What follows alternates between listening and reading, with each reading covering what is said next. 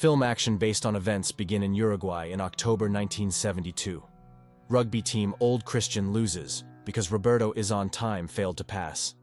Later in the locker room, coach raises money for plane tickets to go to the game in Chile. During church service, athletes with a note persuade a comrade Numa to fly with them.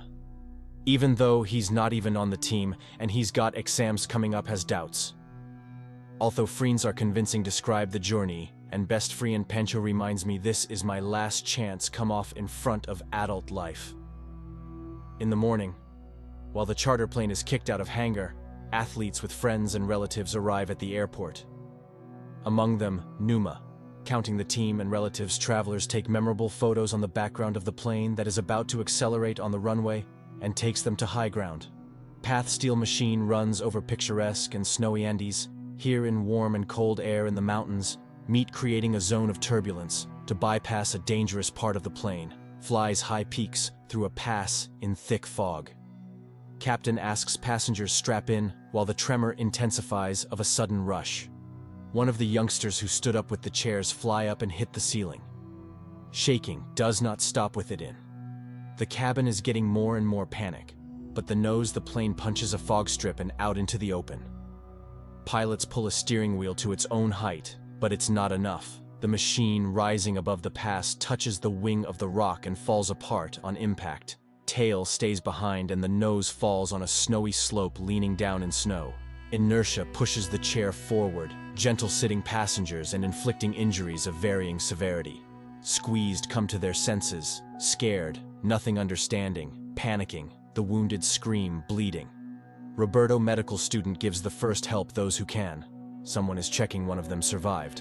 But no power, no radio. Pilot died immediately from his injuries. On October 13th, first day crashes. The temperature drops sharply at night, low in the local climate. Glass bottles burst from frozen liquid. Survivors are at risk of death from hypothermia. So that at least warm, they stack up in the fuselage stir with dead bodies until morning. Not everyone is alive on the second day. The survivors get out. Numu looks back round about a snowy valley. Among the remaining mountain survivors, counting how many a man died. And how many on the brink. Under team captain Marcel, dismantling the rubble in the cabin, carrying the wounded, and folding on the sunny side to warm. The bodies of the dead are taken away, leaving the sky open. Rescuers, who hope soon see. Then from the luggage compartment collect all the food, so we can have a single warehouse. Supplies take care of giving everyone a tiny piece to stretch on as long as possible. In progress, snack in the air carries the hum, but you can't see the plane in the sky. Cries for help are useless. By evening, athletes getting ready for a sleepover close the hole with suitcases and chairs. A cracks clog the cracks to save from frost. On the third day, one of the wounded named Nanda wakes up to find out he crawls to his sister, hug her. Comrade says that the mother died in the accident of a Stroud. The wreckage of armchairs constructs a device for melting ice to extract water on the sun. The rest of you lay on white with black suitcases. The cross that it is easier to notice from the air. Seeing flying in the sky, they're going to when he's in the sun. The survivors are sure that the pilot noticed them and rejoiced. Waiting for rescuers. The boys are talking. Who would be a dream to realize fantasies in the near future time? Then they settle in the remains of an aeroplane bed for the wounded. Heard the sound of engines nearby, but not. Having noticed the apparatus itself, athletes understand. I didn't see them last time. Search continue in another Numa area. Remembers being left behind battery and offers to climb on mountain to where the plane crashed, find the second piece. Then there's a chance radio and call for help. 4 men move on the way, climbing on the track laid by the plane. Climbing higher, they make unpleasant discovery. Debris. You can't see. They're merging with the snow. Decide to come back soon, last supplies ran out. Stretching, without food. 6 days survivors explore nearby rocks, hoping to find moss. Someone is trying to taste a dusty crust of blood with healed wounds. First only way out, voices Nanda, and then the rest, timidly whispering in conversations, agree to eat the dead. On the next day, the question is put on general discussion, some of which refuse offering to endure the last one.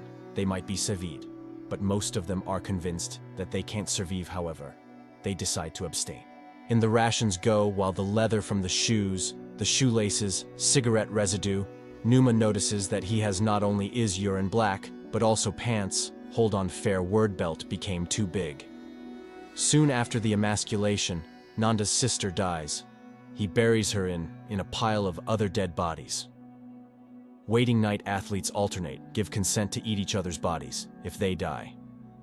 Then some go to a mountain of corpses to shatter glass, cut the meat off them. The rest of us from Marcelo, one by one, they leave the fuselage to join the forced cannibalism. Only a few people, including the Noom, abstain. At the following, the eating day systematizes the process.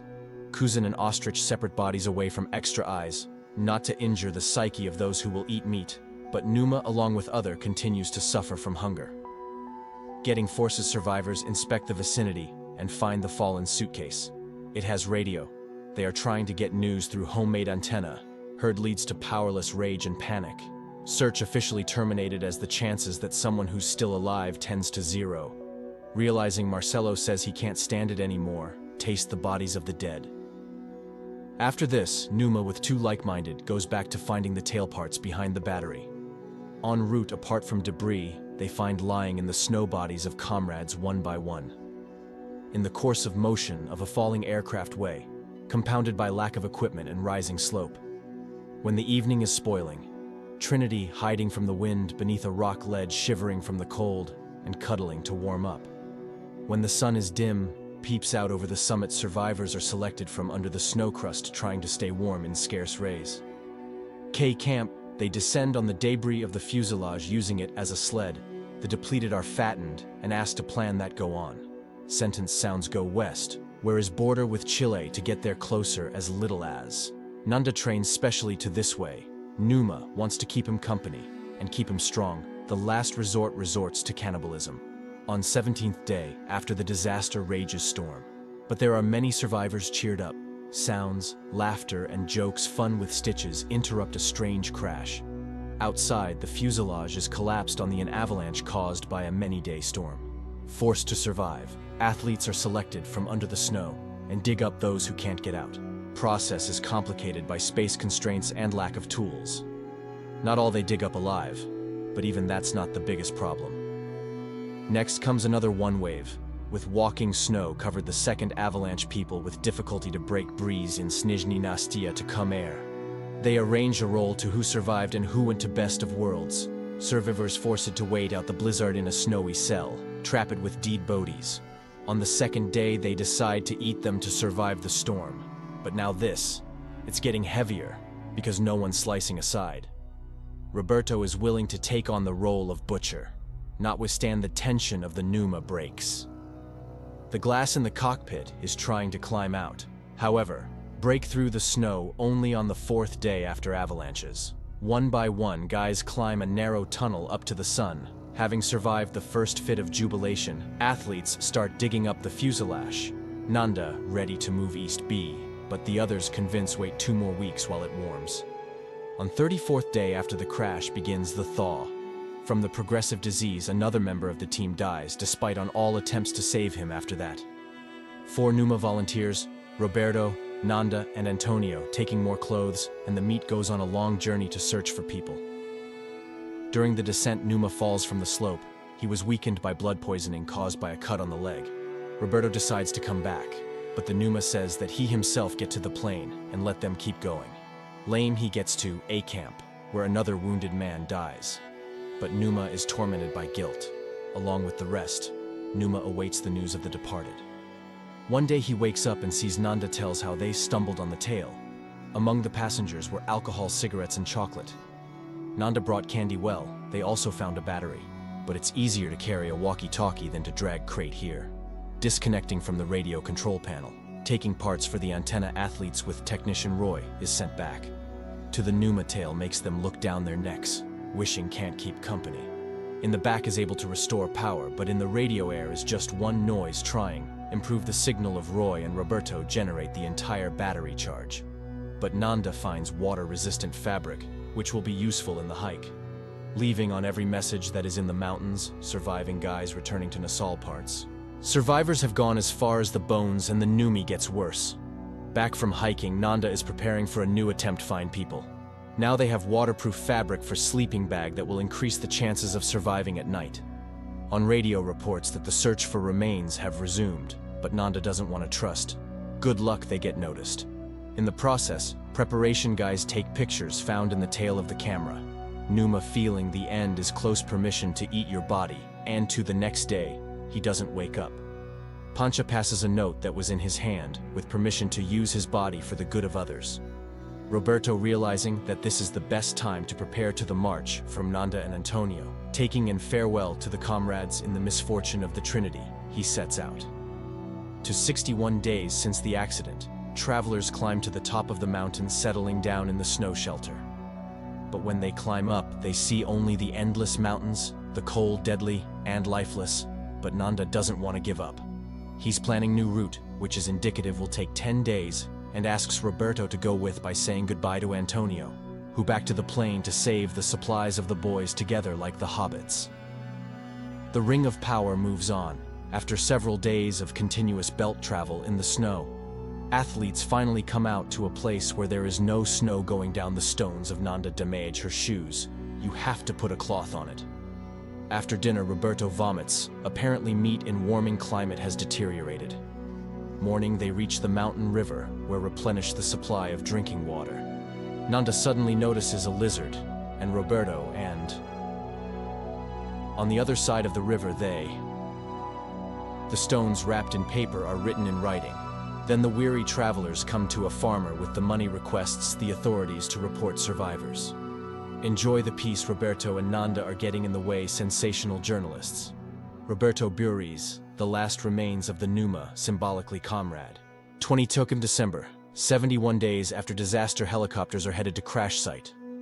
Hearing the news on the radio, survivors as can bring themselves in decent look, preparing for the first time in more than 2 months to see other people, and chip the plane parts for memory. In addition, they collect one thing to honor the memory of the victims. The helicopters that arrive make a circle of honor, while the filmmakers, the pilot says, leave the suitcase with the goddess's belongings. But the last one passenger disagrees. Loaded helicopter goes up the hill from the crash site, the cemetery and former asylum. In the green glade, unusual after permafrost and snow, the survivors are met by family and friends. Then they're taken to the hospital where they're waiting jubilant crowd.